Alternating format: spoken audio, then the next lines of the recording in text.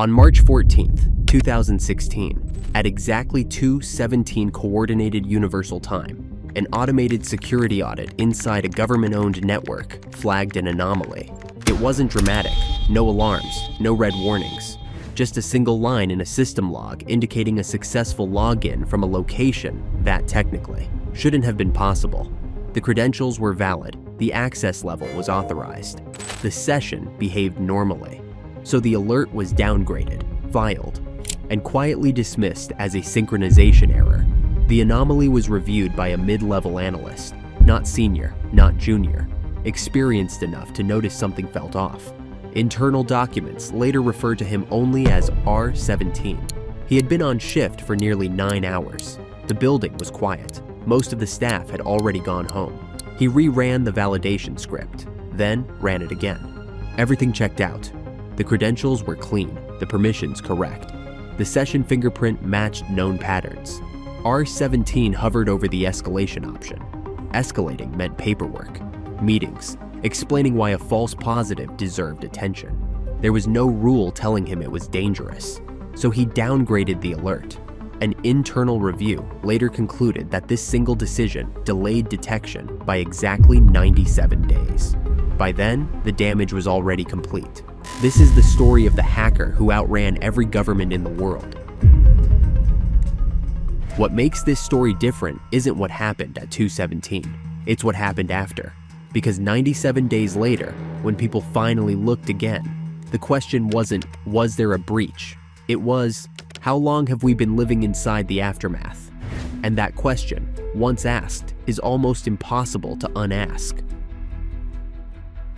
By the mid-2000s, global power had changed shape. Not tanks, not soldiers, not missiles.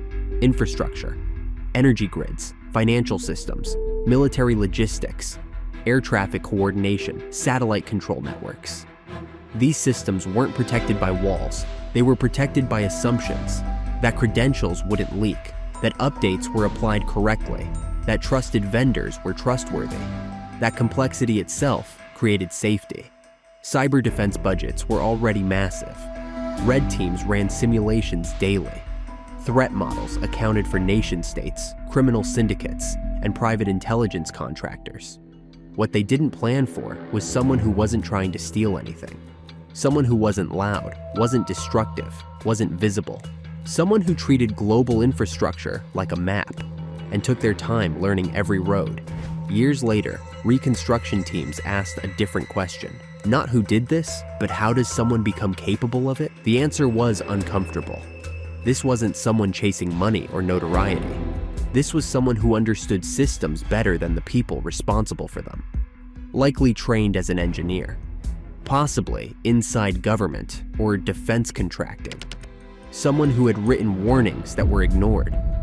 Someone who had watched preventable failures happen because bureaucracy moved slower than reality. The courage didn't come from arrogance. It came from resignation, from realizing the only way to prove fragility was to demonstrate it quietly. There's a specific type of person who develops this mindset. The kind who learns that the world doesn't reward being correct. It rewards being convenient. A person who watches a dangerous flaw get accepted because fixing it would disrupt timelines, because it would cost money, because it would require someone important to admit they missed something. So the flaw stays until it becomes normal. And then one day, someone decides, if nobody will listen to warnings, they'll listen to evidence. Not dramatic evidence, not destructive evidence, just undeniable proof that the gates were never locked in the first place. In later briefings, the word hacker became a problem because it implied breaking in. This wasn't breaking in, it was moving through systems in a way the system considered legitimate. To do that consistently, you need more than technical ability. You need patience and psychological control. You need the ability to stop yourself from doing the one thing every attacker wants to do. Touch something, change something, prove you were there. This person didn't. That restraint became the signature. Analysts ran personality modeling. The profile that emerged wasn't glamorous. It was cold, methodical, highly observant, comfortable with anonymity, uninterested in recognition, not impulsive, and, this part mattered, someone who understood organizations, not computers, organizations, because the weakest point was never software. It was how humans handle uncertainty. The hacker wasn't just navigating networks, he was navigating people. In the weeks that followed, similar anomalies appeared. A defense contractor in Europe, a financial clearing system in Asia, a satellite-adjacent network in North America. Each event looked harmless in isolation, valid credentials, normal session durations, no data exfiltration, no malware signatures.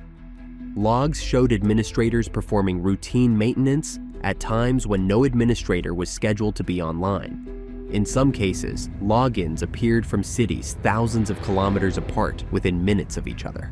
Physically impossible, technically valid. Each incident was reviewed, documented, and closed.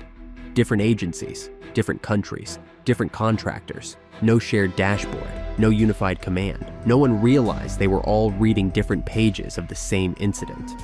What analysts would later notice was something subtle. The hacker almost never logged in twice in one day. Sometimes weeks passed between sessions. He wasn't exploring, he was observing, studying how long tickets stayed open, how quickly were anomalies dismissed, how humans behaved around normal data. This level of restraint was harder than any technical exploit. It required sitting on power and choosing not to use it. That's not how criminals behave. That's how engineers behave when they're trying to understand how systems fail. And here's what made it worse. Every time a ticket was closed, the system became slightly more confident that this behavior was normal. Automated baselines adjust. The more you repeat something, the less suspicious it becomes. Over time, the hacker didn't need to hide. He just needed to be consistent, which is the most terrifying kind of stealth, the kind that becomes routine. As unease slowly grew, intelligence agencies did what they always do. They looked outward. Foreign cyber units, rival states, known offensive groups. Attribution teams traced infrastructure. The results were inconsistent. Paper trails crossed jurisdictions that didn't share records or refused to cooperate. Every lead ended just short of certainty. The activity didn't match any known doctrine. No payloads, no propaganda, no financial motive. Whoever was responsible understood how governments investigate, and more importantly, how they misattribute. Behind closed doors, panic didn't look like chaos. It looked like silence. Meetings ended early. Emails went unanswered. Questions stopped being asked. Because questions create ownership, and ownership creates responsibility. One internal memo stated, "We are not certain when control was lost, or if it ever returned." Then came the first cross-border call. Not a formal alliance call, not a press briefing. A quiet, off-record conversation between people who rarely speak directly. A few technical summaries were exchanged. Then, someone asked the question that froze the room. "Are you seeing the same impossible access locations we are?" A pause. Then a second voice. Yes.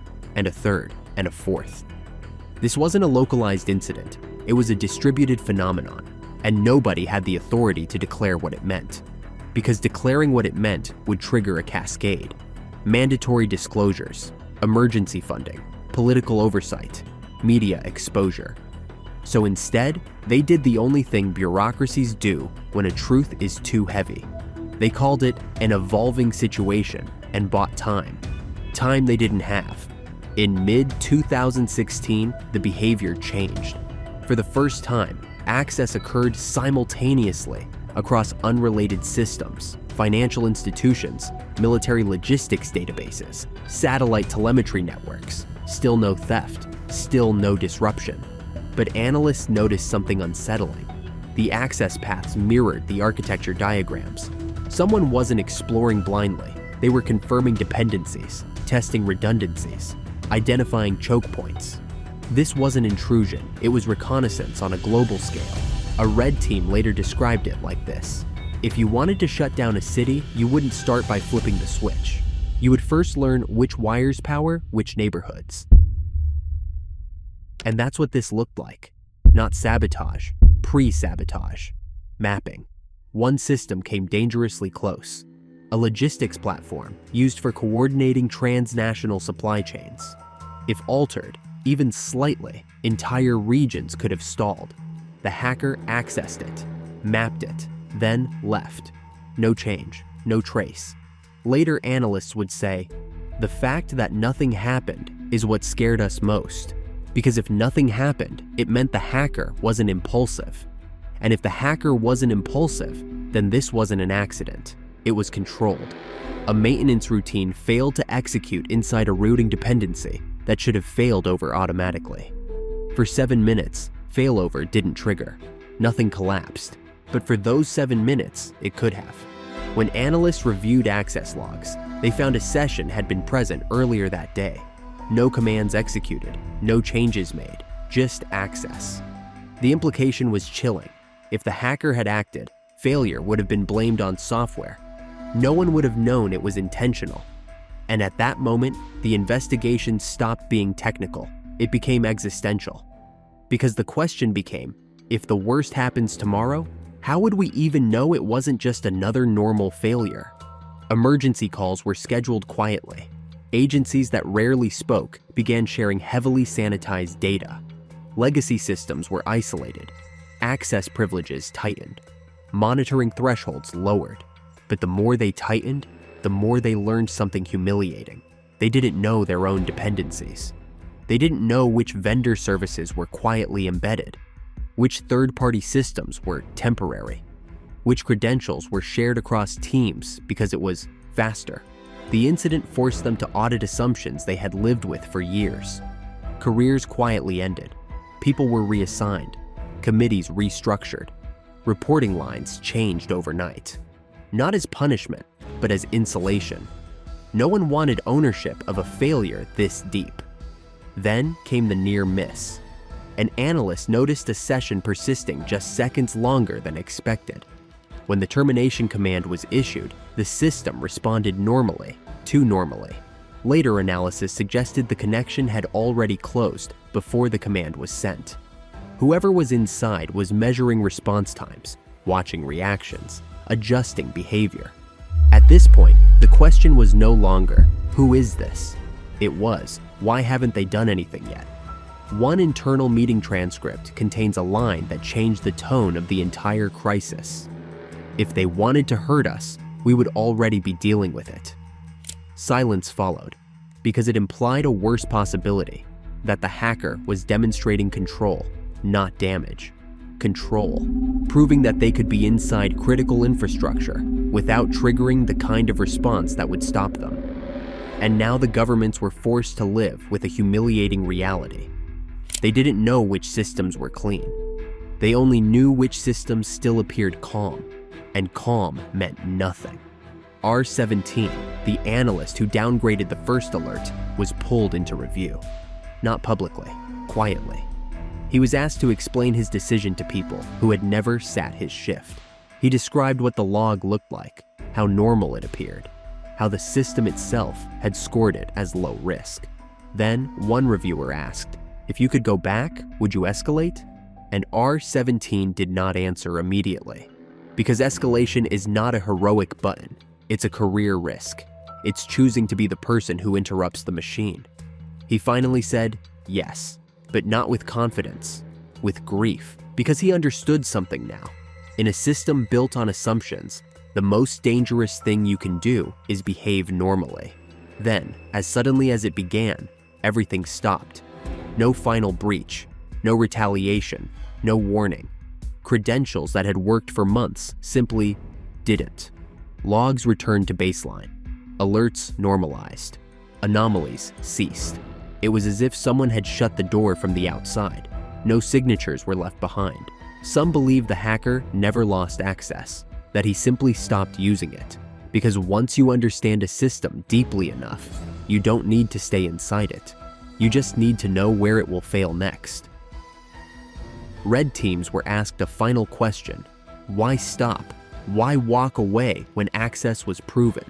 The leading theory wasn't fear, it was completion. The hacker wasn't building toward destruction, He was building towards certainty. Once he understood the boundaries, the response times, the escalation thresholds, the human delay, there was nothing left to learn.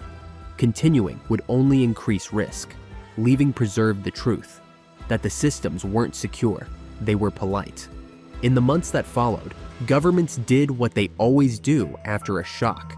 They spent money, monitoring expanded, audit teams multiplied, credential policies tightened. But the most important changes weren't technical, they were philosophical. Training manuals quietly added new language. Normal does not mean safe. Valid does not mean authorized. Silence does not mean absence. They reduced trust in third parties, forced new oversight for contractors, segmented systems that had grown tangled. But even after all that, one uncomfortable fact remained. They were improving defenses against an attacker they never actually saw. They had no face, no identity, no motive, just behavior, and behavior can return. In some agencies, the case file is never closed. It was labeled as dormant, not resolved, because resolved would imply certainty. And this story is defined by the absence of certainty.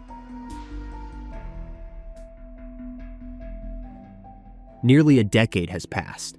On paper, the systems are stronger now. Budgets are larger. Monitoring is faster. Artificial intelligence flags anomalies that humans would miss. But the attack surface has grown. More cloud infrastructure, more third-party dependencies, more automation. More trust is placed in systems no one fully understands. Every modern government now relies on millions of lines of code written by people they will never meet and can never fully vet. The uncomfortable truth is this: the hacker didn't need zero-day exploits. They didn't break encryption. They didn't force entry. They used what already existed: valid access, trusted credentials, unchecked assumptions. And those assumptions still exist. Right now, as this video is playing, there are systems logging activity that looks completely normal, sessions that aren't alarming, connections that don't trigger alerts, access that appears legitimate. Somewhere, a decision is being made to downgrade an anomaly, to close a ticket, to assume it's a harmless error. And if history is any indication, that decision won't feel important until much later. The question isn't whether this can happen again. It's whether tomorrow morning someone will notice before it's already over. And the most unsettling possibility is this: the hacker didn't prove that governments can be breached. He proved something worse, that with enough patience, you can live inside the space between valid and safe, and nobody will call it an emergency until the emergency is finished.